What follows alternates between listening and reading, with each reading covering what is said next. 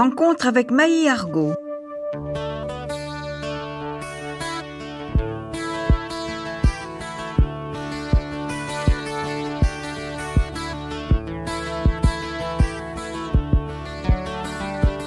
Maï, bonjour. Bonjour Michel. Je devrais dire Maï Argot. C'est ça. Je vous ai saisi au vol car vous quittez la Polynésie dans quelques jours. La Polynésie dans laquelle vous avez séjourné plusieurs fois. Je ne vous connaissais pas. Je connaissais de nom votre père, Robert Argot, dont de nombreux capitaines de goélettes ont au cours de mes émissions évoqué la mémoire, et ce toujours avec une admiration et une reconnaissance infinie, si bien que votre père, Robert Argot, est devenu pour moi un personnage familier pratiquement. Un personnage particulièrement intéressant aussi pour son hypothèse, partagée avec Éric de Bishop, je crois, sur le fameux problème des migrations polynésiennes. Je suis donc heureuse et émue, à travers sa fille, de rendre hommage à Robert Argot, votre papa. C'est gentil. Robert Argot est venu en Polynésie, à quel titre et pourquoi ? Alors, je pense qu'au départ, c'était un rêve d'enfant avec son ami Pierre Suzanne, que vous connaissez bien aussi. Ils avaient décidé, quand ils étaient tout jeunes, de partir à la voile à Tahiti. Et puis, la vie a passé, et quand ils ont eu 30 ans tous les deux, Pierre Suzanne a eu l'opportunité d'acheter un bateau. Et mon père étant déjà dans la marine, était un bon marin. Ils ont décidé. Il était lieutenant à l'époque, voilà. Il est devenu capitaine au long cours plus tard. Et donc, ils ont décidé de partir à la voile avec femme et enfants, et chien et chat, à plusieurs. Et donc, on a quitté Nice en 1950. Vous étiez du voyage ? J'étais du voyage. Toute petite ? Oui, j'étais l'aînée de 4 enfants. 4 enfants, et j'avais 4 ans et demi. Donc, voilà, ça fait partie de mes premiers souvenirs, et magnifiques, bien sûr. Qu'est-ce qui vous reste justement comme souvenir de ce voyage ? Le nom du bateau, c'était Fleur d'océan. Très joli bateau. Typiquement breton, les Bretons sont très poètes. Quel souvenir vous gardez de cette navigation ? D'abord, la vie à bord, qui était assez primaire, primitive, je ne sais comment dire, mais qui était fabuleuse pour des enfants. C'était un parc pour jouer extraordinaire. Et ensuite, les escales. Moi, je me rappelle de l'arrivée aux Marquises, par exemple. C'est un de mes flashs de souvenirs d'enfants extraordinaires. La baie de Fatouiva, pour moi, c'était ahurissant de rentrer là-dedans en fin de journée, au coucher du soleil. C'était fabuleux. Il m'en est resté un grand amour de la mer. Vous avez navigué depuis ? J'ai pas mal navigué, oui. Sur Fleur d'océan, vous étiez 10 personnes, je crois ? Oui, on était assez nombreux. Il y avait 2 couples, en fait. Le couple de Pierre Suzanne, donc sa femme et une de ses filles.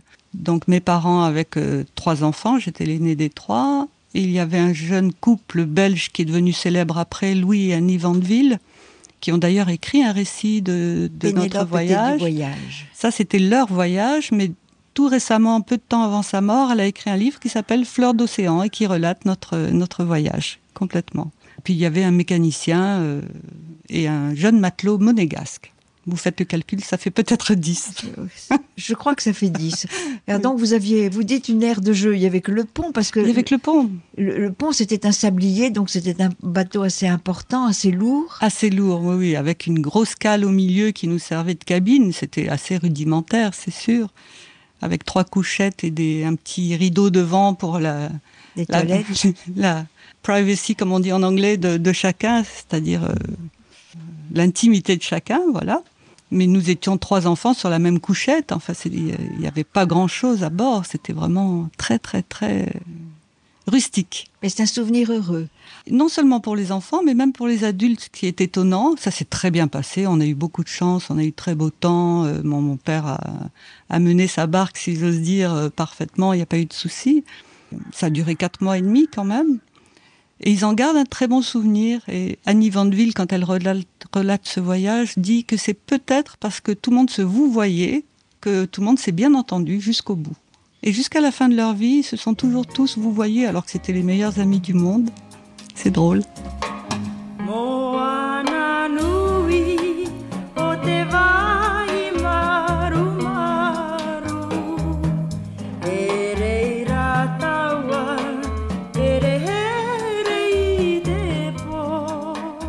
Votre père s'est installé et a trouvé du travail à Tahiti ? Voilà, alors ça n'a pas été évident tout au début. Il a trouvé du travail comme instituteur, il a travaillé au lycée Gauguin qui s'appelait l'école centrale à l'époque.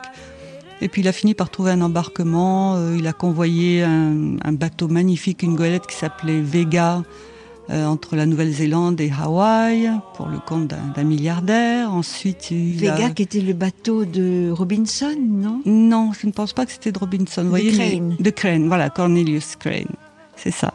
Qui était une très belle goélette. Très belle goélette, oui, oui, magnifique. Et mon père avait 30 ans à l'époque, hein. Il a eu de la chance de skipper un bateau comme ça. Oui. Puis ensuite, le capitaine de port de Papeete l'a engagé pour commander les goélettes du gouvernement, le Rofena, puis l'Oiseau des îles, mythique, 3 mâts à voile, le dernier. Alors Pierre Suzanne raconte que le hasard avait voulu qu'en France, avant de partir, je crois, il ait eu entre les mains le plan de l'Oiseau des îles 1 et qu'il ait eu tout de suite une sorte de prémonition en disant « j'aimerais trop commander cette goélette ». C'est vrai, tiens, je ne connaissais pas ce détail, mais c'est fort possible. Oui, oui. En tout cas, mon père s'est régalé avec l'Oiseau des îles 1, puis l'Oiseau des îles 2 après. Donc il a navigué quelques années, vous êtes resté quelques années. Jusqu'en 58. Alors moi j'ai le souvenir, à travers mes émissions, de sa pédagogie. Il a formé quantité de marins, quantité de capitaines, de goélettes. On parlait de Robert Argot comme étant celui qui avait permis la vocation de marin à beaucoup de Polynésiens, de jeunes Polynésiens, et on en parlait avec une reconnaissance infinie. Bah, tant mieux, mais je crois qu'il a eu beaucoup de chance, il n'a jamais eu de problème avec ses goélettes, il ne s'est jamais mis au plein, il n'a jamais eu de soucis, donc voilà, mais il s'entendait très bien avec son équipage tahitien, avec... Alors vous viviez où à Tahiti? Nous avions une maison à Arouet, voilà, maman donnait des cours de piano, nous allions à l'école à Anne-Marie Javoué, voilà, c'était une petite vie tranquille à l'époque, il n'y avait pas grand monde, c'était bien agréable. L'âge d'or, comme nous disons tous. D'abord parce qu'on était jeunes. Voilà, c'est sans doute pour ça. Donc votre père disparaissait de temps en temps? Voilà, il partait 10-15 jours, et puis il revenait 4 ou 5 jours à la maison en récupération, comme on dit maintenant. Et voilà, c'était une drôle de vie, mais dès qu'il était à la maison, il n'avait de cesse que d'aller au port, accueillir tous les nouveaux bateaux à voile qui arrivaient, faire connaissance des marins, les inviter à la maison, les aider, voilà. Il en a fait un journal de bord, ou un journal d'or, un livre d'or extraordinaire. Que vous avez toujours. Que ma mère a toujours, bien sûr. Ouais. Et c'est comme cela qu'il a rencontré Éric de Bishop? Exactement. Exactement. Quand on est arrivé en 50, je pense qu'Éric était déjà là avec une jonque ou je ne sais plus quoi. Ils faisaient des travaux dessus. Ils ont tout de suite énormément sympathisé. Ils s'intéressaient tous les deux aux origines des Polynésiens. Ils aimaient bien la mer tous les deux. Donc, on avait souvent Éric à la maison. Et puis, je pense qu'Éric de Bishop est parti vivre à Raivave, à Rurutu. Donc, mon père le revoyait quand il allait avec l'Oiseau des îles aux Australes. Donc, il se revoyait à chaque fois. Et malheureusement, nous n'étions pas là au moment du dernier voyage d'Éric. Mais c'est quand même mon père qui a hérité de toutes les notes d'Éric et qui a fini par en sortir un livre qui s'appelle Vers nous Santara, qui résume un petit peu les idées d'Éric de Bishop sur l'origine des Polynésiens. Vous avez un souvenir d'Éric de Bishop? Oui, il m'impressionnait, oui. Il avait des yeux d'un bleu d'acier qui était impressionnant pour la petite fille que j'étais à l'époque, c'est sûr. Il avait beaucoup de prestance, il était... mais passionnant. Moi, j'écoutais ça pendant des heures, bien sûr. Et vous avez accompagné quelquefois votre père sur l'Oiseau des îles ou... Malheureusement, très rarement. Je ne sais pas si c'était vraiment accepté par la compagnie que le capitaine transporte sa famille. Mais nous avons fait un saut, je crois, à Raiatea et un autre à Moorea, c'est tout. Vous n'êtes pas allé à Makatea, par exemple? Non, j'y suis retournée après, en pèlerinage, si j'ose dire. Ah si, maintenant que vous me le dites. Bien sûr, je me rappelle de Makatea. Donc, il a dû nous emmener une fois. Oui. Je me rappelle des petits trains, des ouvriers qui poussaient les brouettes sur des chemins branlants au-dessus du vide. Enfin, c'était... Si, je me rappelle maintenant. Impressionnant. Et ça a bien changé depuis. Alors, la végétation a repris le dessus, bien sûr, enfouissant les trous. C'est très dangereux maintenant. Oui, parce qu'on ne voit pas où on marche. On ne voit pas où on marche, donc il ne faut surtout pas sortir du chemin balisé. Mais je crois que les gens de Makatea sont un petit peu déçus de la façon dont la CFPO a lâché Makatea et l'extraction du phosphate. Mais votre père lui-même a été déçu? Oui, très déçu. Rapport avec Makatea? Pas avec Makatea même, il adorait faire ce travail, mais avec la compagnie, oui. Il a eu des déboires avec la compagnie. Oui, parce ils se sont séparés de l'Oiseau des îles 1. C'est ça. La compagnie a vendu l'Oiseau des Îles à un Mexicain. Donc il a fallu que mon père l'amène au Mexique avec son équipage tahitien. Ça devait être en 1956 ou 57 je pense. Et ben la compagnie refusait de rapatrier l'équipage tahitien. Donc mon père a remué ciel et terre jusqu'à ce qu'il arrive à les faire revenir à Tahiti en même temps que lui. Mais il a fait quand même un procès à la CFPO qu'il a perdu en premier lieu. Il a fait appel et il l'a gagné. Et la compagnie était tellement furieuse et déçue, j'imagine, d'avoir perdu finalement, que par mesure de rétorsion, je pense qu'ils ont voulu nommer mon père capitaine de port à Makatea, ce qui était un enterrement de première classe pour un marin. Lui préférait naviguer. Et puis pour nous qui faisions nos études à Papeete, c'était pas possible. Dans ces conditions, mon père a dit « je rentre ». Et c'est comme ça qu'il a quitté la... Et c'est comme ça qu'il a quitté la Polynésie. Voilà, et la CFPO et la Polynésie, malheureusement.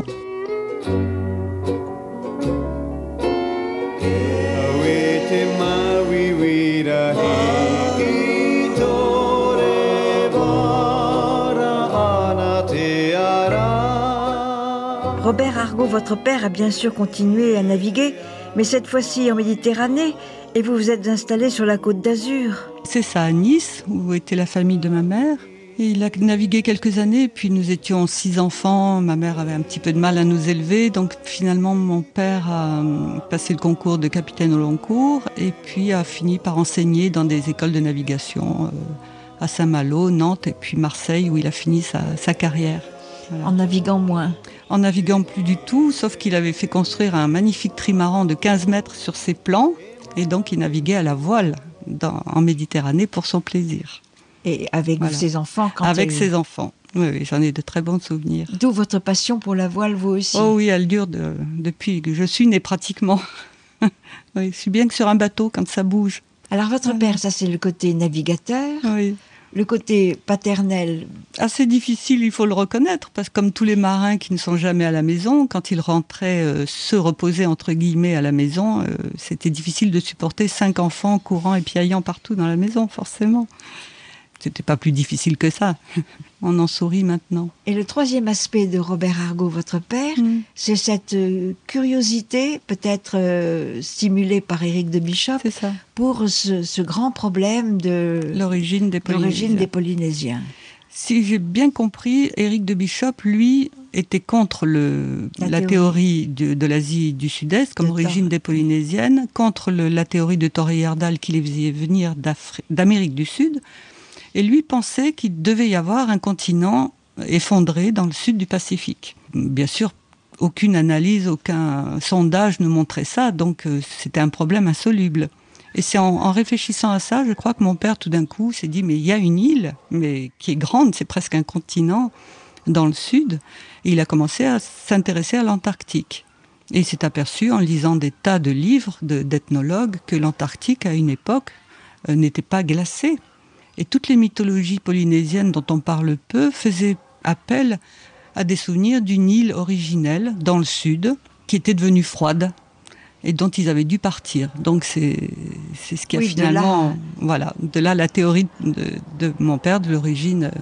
Mais alors ces habitants de ce continent seraient venus d'où? Ils seraient bien venus de quelque part quand même. Ça, alors là, c'est encore plus dur. Non, il n'est plus là pour le dire, et puis c'est très difficile effectivement d'imaginer avant.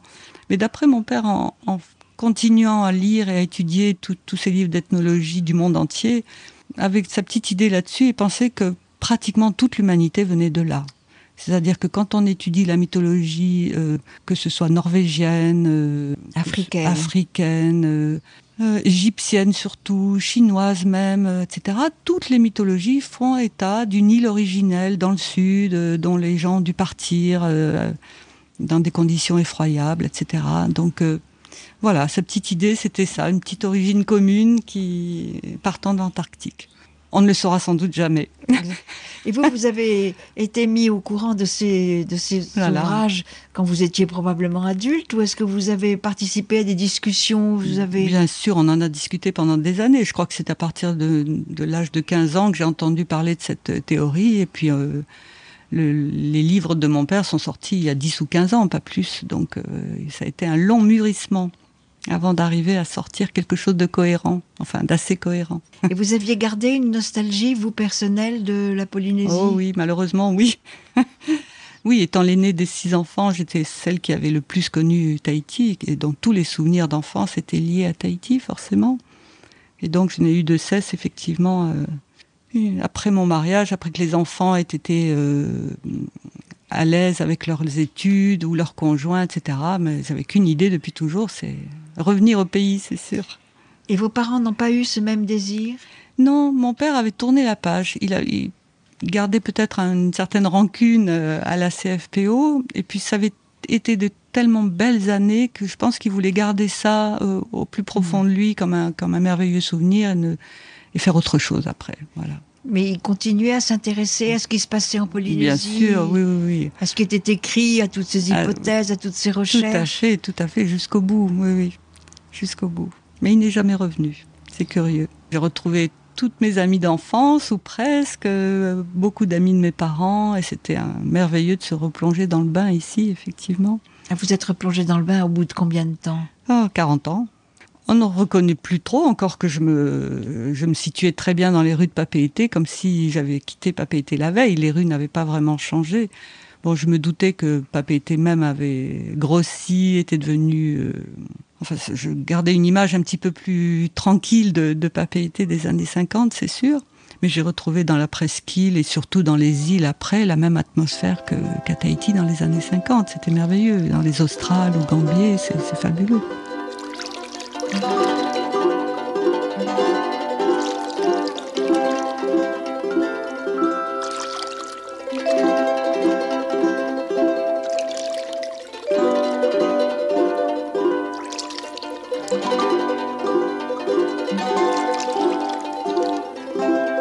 Maï Argo, vous avez gardé sûrement le souvenir des fêtes du juillet. Bien sûr. Oui, oui, de l'avenue Brua avec toutes ces décorations, toutes les manifestations, les courses à voile, la course de pirogue à voile, enfin toutes les fêtes de juillet. Je pense qu'ils n'avaient rien à voir avec celles qui ont lieu maintenant, quand même. Ça s'est beaucoup étoffé, je crois. C'est très différent. Vous vous étiez mis un peu à la danse tahitienne, petite fille? Oh non, malheureusement non. Je pense qu'à l'époque, c'était encore, dans les années 50, pas très bien vu de danser ce genre de danse. Ça a évolué après, heureusement. Alors 40 ans après, on revient. Voilà. Et moi, je suis très heureuse d'évoquer la mémoire de votre père. Comme je l'ai dit tout à l'heure en début d'émission, il a marqué toute une génération de marins et de capitaines de goélettes. Est-ce que vous vous en doutiez? Non, je pensais que, en tant que professeur à l'école de navigation à Marseille, oui, j'ai connu beaucoup de ses élèves qui revenaient le voir et qui gardait un très bon souvenir de son enseignement, parce qu'il racontait toujours un tas d'histoires sur les Polynésiens, justement, sur ses voyages inter-îles, parce qu'avec l'Oiseau des îles, il a fait toute la Polynésie, depuis les îles Cook jusqu'aux Marquises, jusqu'au Gambier. Qui était à la voile. Voilà. À la voile, bien sûr. Enfin, tout au moins avec l'Oiseau des îles 1. Voilà, oui, le premier. Voilà. Après, c'était une golette à moteur, c'était différent. Mais il avait toujours plein d'histoires à raconter qui passionnaient ses élèves, plus que l'électricité ou la mécanique des fluides ou autre chose. Est-ce qu'il a écrit justement ces anecdotes qui ont émaillé son séjour et ses aventures en Polynésie? Alors effectivement, il a écrit quelques petites historiettes qui circulent dans la famille mais qui n'a jamais édité. Mais nous régalons à les relire de temps en temps. C'est des souvenirs personnels de gens qu'il avait connus, des petites historiettes de navigation qui sont sorties d'ailleurs pour certaines dans Le Marin, qui est un journal pour marins qui sort en métropole régulièrement. Il les a publiées, quelques-unes, pendant quelques mois. Oui, parce qu'il a bien dû rencontrer des mauvais temps ou des histoires de mouillage un peu difficiles, des accueils un peu... Oui, tout à fait. Il était impressionné d'ailleurs par le savoir-faire et le savoir-vivre des Polynésiens. Son équipage l'a toujours époustouflé avec un sens marin extraordinaire, sentant les îles bien avant de les voir, regardant le ciel, les étoiles, la mer, etc. C'était une école pour lui aussi. Il a beaucoup appris avec eux. Donc il a tourné la page, mais vous ne l'avez pas tournée. Voilà. Donc 40 ans après, vous êtes revenu? Je suis revenue en lâchant tout en France, enfin en métropole, en lâchant mon travail, en démissionnant et en partant. Oui, parce que vous étiez, si j'ai bien compris, professeur de mathématiques. J'étais professeur de mathématiques et donc j'ai démissionné de mon poste et je me suis présentée en 2003, si mes souvenirs sont bons, ici à Papeete, en disant voilà, je suis prête à faire des remplacements où vous voulez. Et on m'a envoyé tout de suite à Tubuai. Voilà. Que vous ne connaissiez pas? Non, de nom. J'en avais entendu parler par mon père, bien sûr. Voilà, après j'ai pas mal vadrouillé entre les Australes, Papeete, les Gambiers, où j'ai vécu 2 ans aussi, mais où il n'y a pas de collège. Donc Non, c'est des... j'encadrais des enfants qui travaillaient par le CNED, par correspondance. C'était super, je me suis régalée. À Revavae, c'était... Un GOD par contre. GOD. Donc 6e, 5e, mais avec 3 ou 4 casquettes. J'ai jamais, je crois, autant travaillé de ma vie pour préparer mes cours que pour ces petits élèves. Mais ils étaient trop attachants, très mignons, respectueux, avides de connaître, d'apprendre. C'était super. Et vous retrouviez l'âme polynésienne que vous aviez quittée quand vous êtes parti, vous aviez quel âge? J'avais 13 ans. Et ah oui, mais j'en garde un souvenir extraordinaire. Puis alimenté, c'est sûr, par les souvenirs de mon père, qui lui était très attaché aux Polynésiens aussi. Nous parlions polynésien de temps en temps à la maison. Nous avions gardé quelques phrases, quand je dis parler polynésien, c'est quelques phrases, mais qui nous entretenaient dans ces souvenirs. Alors là, l'enseignement à Revavae, à Tubuai, au Gambier, à Mangareva, je suppose. C'est ça, oui, tout à fait. Mais je vivais sur une île déserte avec un ami. Nous campions sans eau, ni électricité, ni téléphone. Quelle île? Taravai. Je ne sais pas si vous connaissez. Je connais Taravai. C'est vrai? Oui, je connais bien Taravai avec sa petite église bleue et blanche et son arc de triomphe à l'entrée avec ses 2 cœurs rouges. C'est ça. Qui sont étonnants quand on débarque à Taravai. Oui, c'est assez incroyable. Maintenant, il y a 4 ou 5 personnes qui vivent sur l'île, pas plus. Donc, nous étions 2 de plus, mais sur la côte est où il n'y avait strictement personne, nous étions comme des Robinson. Et c'était une expérience extraordinaire aussi. C'est une île où il y avait des pêchers, il y avait des arbres fruitiers qui avaient été plantés par la mission. C'est ça, mais le climat est nettement plus frais qu'ici, donc c'était tout à fait faisable. J'ai eu des framboises aussi, je ramassais des framboises, je faisais de la confiture de framboises à Mangareva. Et alors vous alliez donner des cours à Mangareva en pirogue, en bateau? Non, alors nous avions un bateau, et j'avais réduit mes cours à 3 jours par semaine. Donc pendant ces 3 jours-là, je louais une petite maison dans une baie complètement perdue aussi à Natavake, de l'autre côté de Rikitea, qui était la capitale. Et je partais à pied, j'avais 50 minutes à pied dans chaque sens pour y aller, en passant par un col. C'était un régal. Et donc je faisais mes cours, je repartais à pied, voilà. Et puis mon ami venait me chercher le jeudi. Nous passions 4 jours à Taravai. Vous avez eu la même curiosité que votre père, qui s'est beaucoup intéressé aux mythes et légendes. Est-ce que vous avez pu récolter, comme ça au passage, un certain nombre de... Alors malheureusement, il y a très peu d'anciens qui peuvent encore parler de ces légendes. Elles se perdent complètement, et les quelques-uns que j'ai vus à Mangareva, j'en ai vu peut-être 1 ou 2, certains avaient carrément perdu la mémoire, sinon la tête, et c'était très difficile de les faire parler. Ça, c'est vraiment dommage.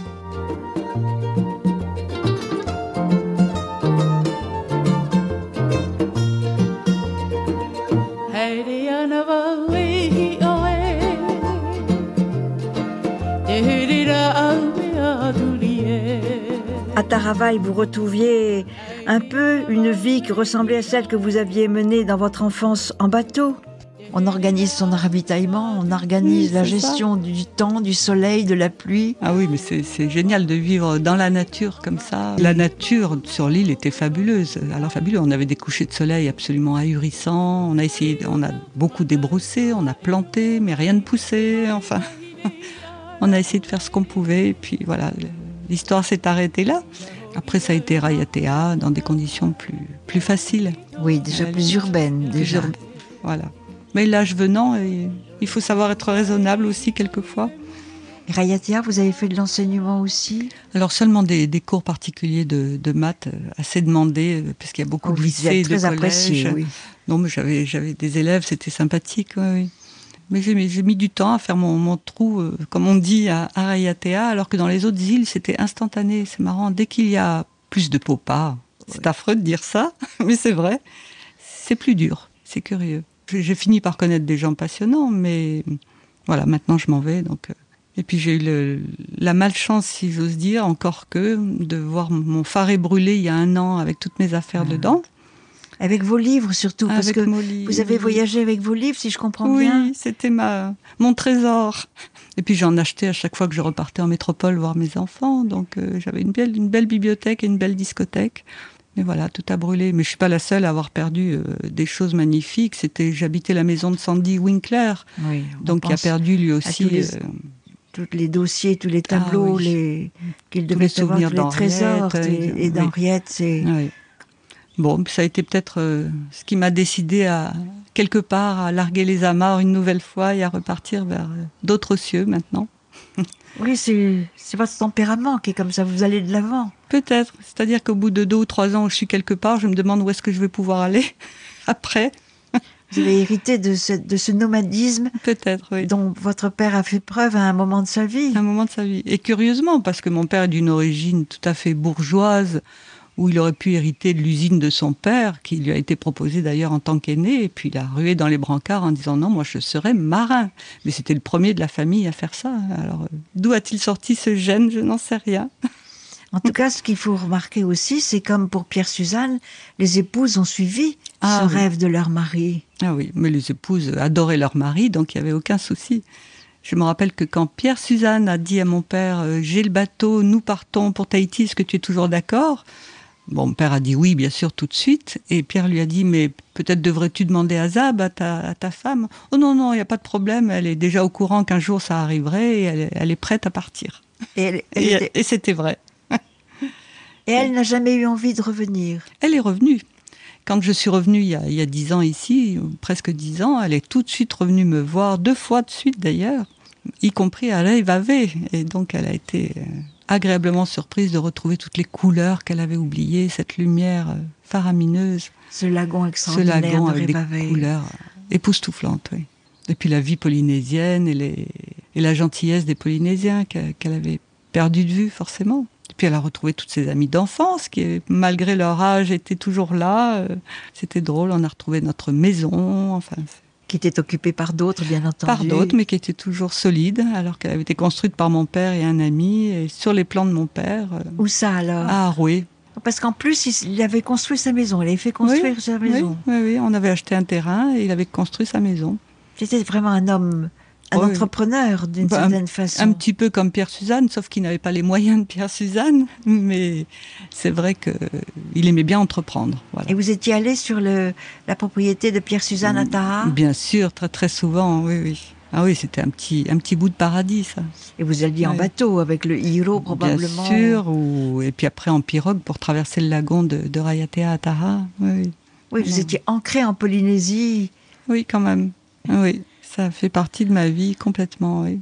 Et je suis la seule des 6 enfants, d'ailleurs, avoir été marquée à ce point. Je crois aucun de mes frères et sœurs n'est jamais revenu en Polynésie, malgré l'envie. Mais les voyages ne sont pas donnés. C'est vous qui vous êtes donné les moyens. Voilà, mais je pouvais aussi. J'étais divorcée, mes enfants étaient à l'aise, ok, donc voilà. Donc vous aviez reconquis une certaine liberté. Voilà. À vous de la mettre à profit. Et vous continuez, puisque vous quittez la Polynésie. Je suppose que cet incendie a été quand même une des raisons aussi de vous faire partir. C'est vrai que c'est plus facile de partir quand on n'a plus rien. Ah, oui. Mais c'est pas tout de suite, il a fallu quelques mois encore, et puis l'opportunité d'entendre parler par ma fille qui vit aux États-Unis d'une ONG à Madagascar, et je me suis dit, si je peux encore quelques années faire quelque chose, ça m'a l'air intéressant, et j'aimerais faire quelque chose de bien, donc...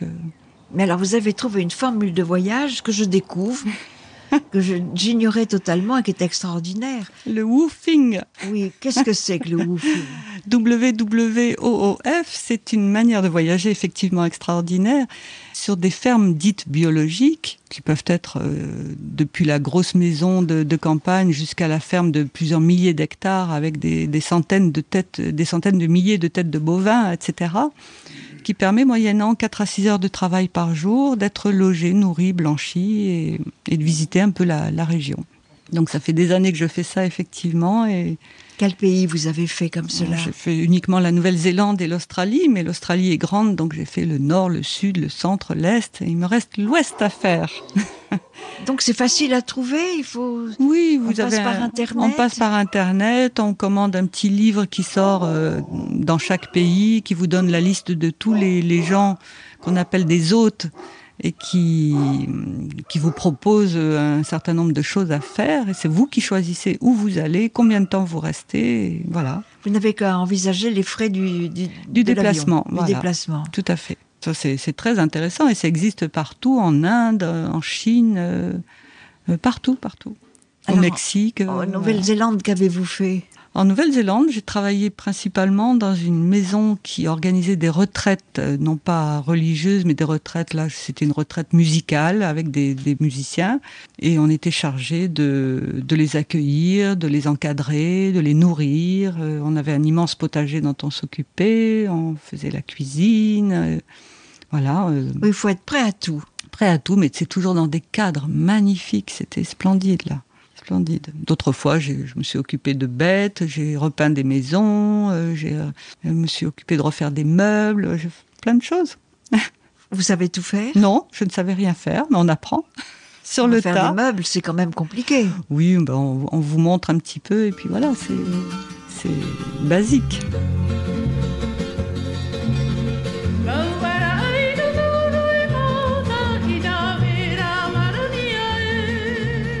Ce souci de la protection de l'environnement oriente-t-il votre choix ?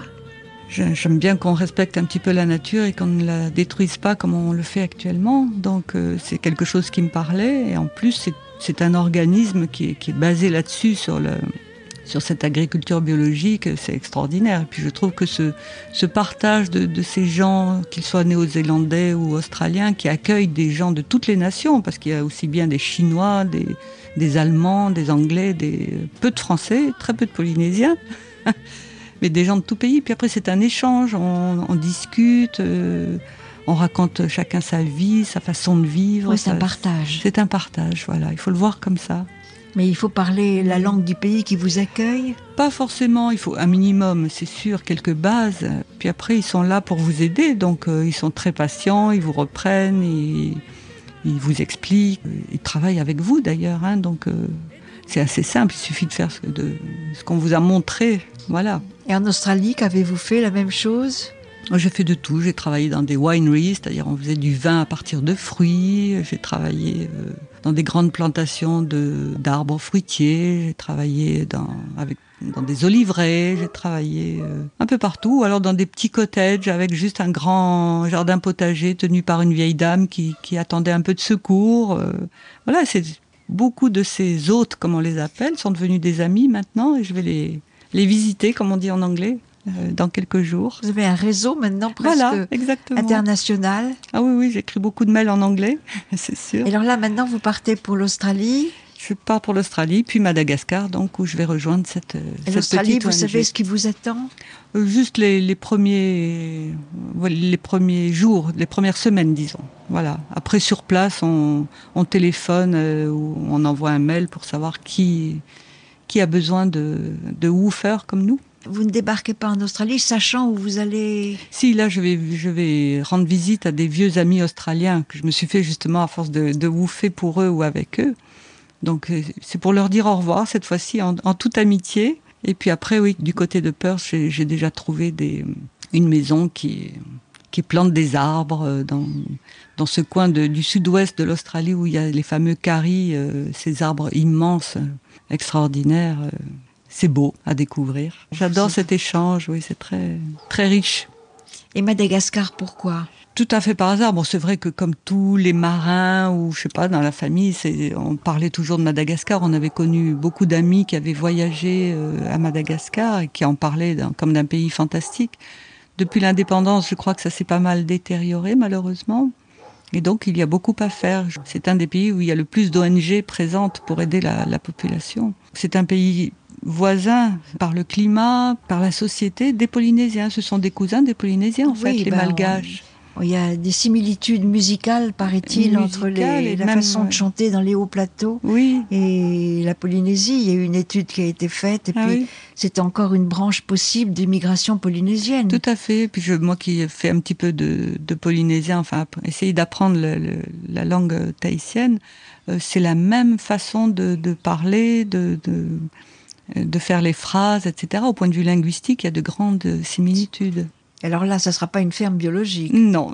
Là, c'est une ONG. On va travailler dans la brousse, à essayer de faire venir de l'eau, parce il manque beaucoup d'eau qui n'est pas potable nulle part. Voilà, au point de vue sanitaire, d'arranger un petit peu, d'assainir la vie dans la brousse qui se fait dans des conditions épouvantables en ce moment. Il y a beaucoup de mortalité infantile, beaucoup de mortalité de femmes après la naissance de leurs enfants. Enfin, il y a beaucoup à faire. Donc votre rôle sera un rôle de prévention plutôt qu'un rôle de pelle et de pioche. Voilà, je pense que c'est plutôt ça. D'ailleurs, à mon âge, je vais moins manier la pioche que l'ordinateur et la tête pour essayer de faire avancer les dossiers et organiser ça. Voilà. C'est à la fois le connu et l'inconnu pour vous. Ah oui, totalement.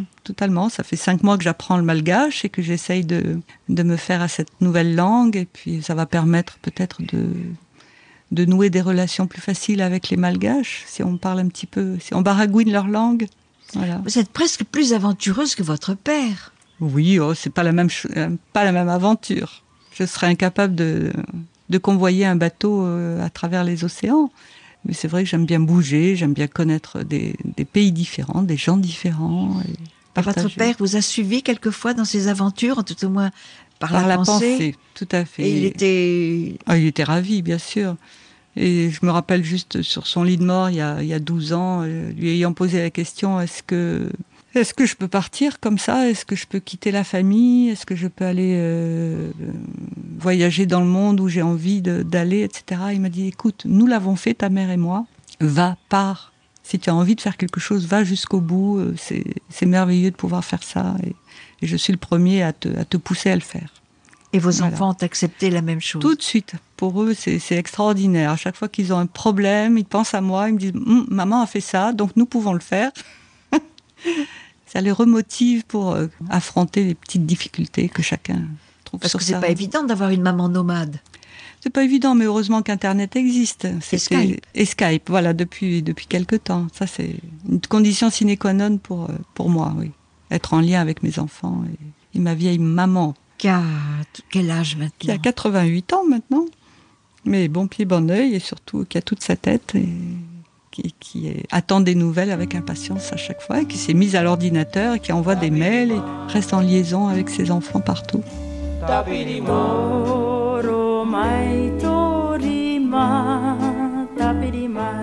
Et qui s'occupe de la promotion des livres de votre père? Parce qu'il en a écrit plusieurs. Il en a écrit 2, mais c'est moi. C'est moi qui m'en suis occupée, un petit peu à Marseille avant de quitter la métropole. Et puis ici à Tahiti, j'ai fait toutes les librairies. Et j'ai laissé les livres en dépôt-vente un petit peu partout. Maintenant, c'est épuisé, il n'y en a plus. Il doit en rester 1 ou 2 exemplaires à sur droite Internet, et à gauche. par Amazon, on peut encore se les procurer. Voilà. Vous nous en rappelez les titres? Alors, le premier qui est sorti grâce à Robert Koenig aux éditions Hairepo, No Tahiti, s'appelle Nouveau regard sur les migrations polynésiennes. C'est un tout petit livre basé uniquement sur l'histoire des Polynésiens, la mythologie polynésienne, etc. Et après, le gros livre est sorti beaucoup plus tard sur l'origine des peuples, justement, du monde entier, et s'appelle L'Antarctide des origines, par Robert Argot. Le départ était ces notes d'Éric, mais il a été traduit en anglais aussi. Donc ce voyage, c'est pour dans quelques jours. C'est ce soir. Ce soir, et on vous imagine dans 6 semaines à Madagascar, pour de nouvelles aventures. Pour une durée indéterminée. Si ça doit durer 5 ans, je ne sais pas. Je ne suis plus toute jeune, j'ai 66 ans, mais j'espère bien être en aussi bonne forme que ma chère mère et essayer de tenir le coup quelques années, et puis voilà. Et la voile? Ah, c'est mon grand regret ici. Comme j'avais très très peu de moyens ici, à part les 2 ou 3 premières années où j'ai bien gagné ma vie comme professeur, après j'avais pris ma retraite, mais je n'avais plus aucune rentrée pécuniaire, et donc j'étais sans voiture Je suis toujours à pied. Et c'est pas évident d'aller dans les marinas quand elles sont à plusieurs kilomètres de votre domicile. Et donc, j'ai dû faire 2 ou 3 fois de la voile, pas plus. Et c'est mon grand regret. J'aurais adoré faire ça.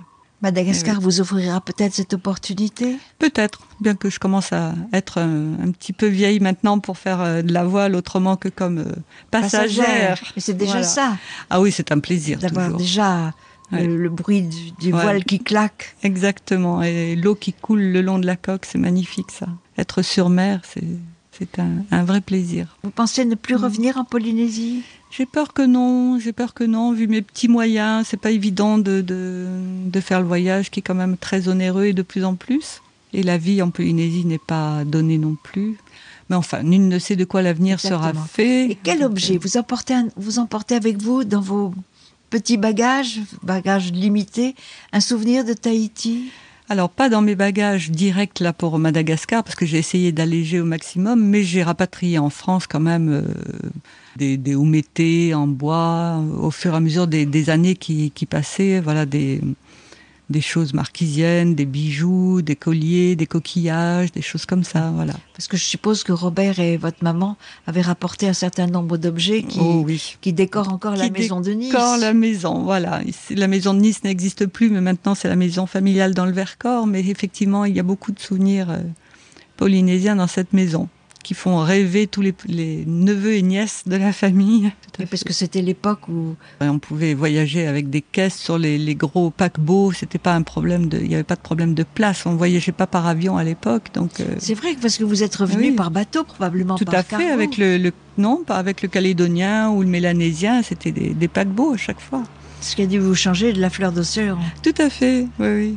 Et du voyage de l'Oiseau des îles 2, parce que quand la compagnie des phosphates a remplacé l'Oiseau des îles, le 3-mâts à voile, par l'Oiseau des îles 2, il était construit au chantier de la Palisse en France, et c'est mon père qui est allé le chercher pour le convoyer vers Tahiti.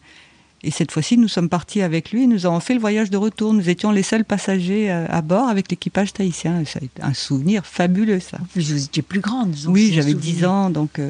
Ah oui, c'est...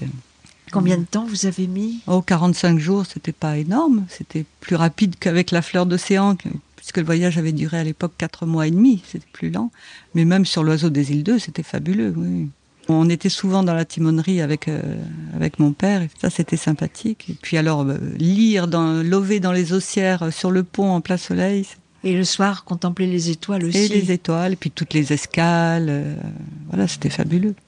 Repasser le canal de Panama, un beau voyage aussi. On a eu beaucoup de chance. Et là, toujours en famille, vous étiez avec votre maman et frères et sœurs? Oui, tout à fait. Ma dernière sœur venait de naître, elle était malade. Maman était malade tout le temps aussi, mais voilà, je m'occupais un petit peu de mes frères et sœurs en tant qu'aînée, comme d'habitude. Et c'était un bateau plus grand, mais vous aviez des couchettes cette fois-ci? Cette fois-ci, on avait des cabines avec des couchettes, ça n'avait rien à voir. Non, non. Et puis la fleur d'océan roulait, c'était un bateau rouleur, c'était effrayant. Donc moi, je n'ai jamais eu le mal de mer, ou peut-être que ça m'a mariné, je ne sais pas.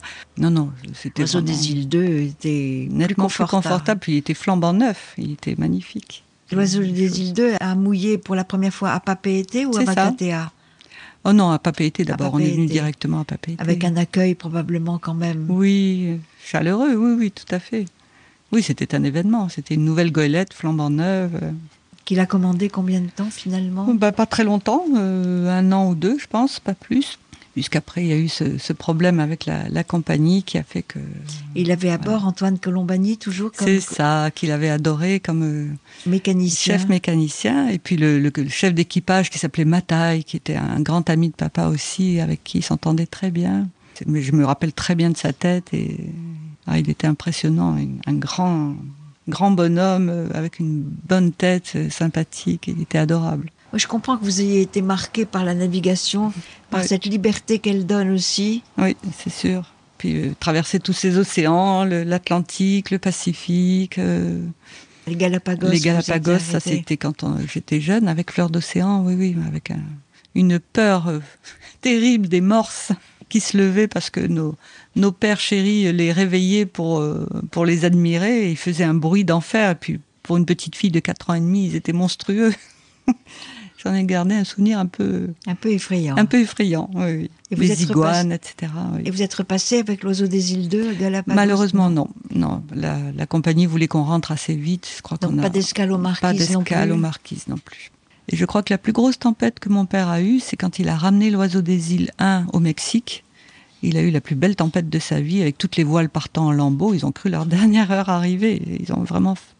Ils sont passés pas loin, je crois, de la catastrophe, là.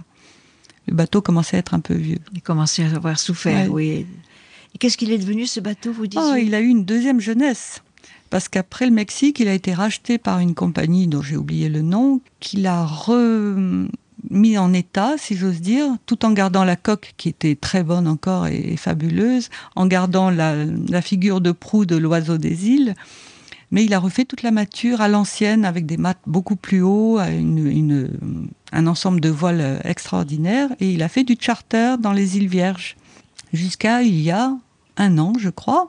Et là, de sa belle mort, on l'a sabordé au large d'une île, et voilà, c'est terminé. Mais il était magnifique, hein. Une belle fin, une belle deuxième vie. Tout à fait.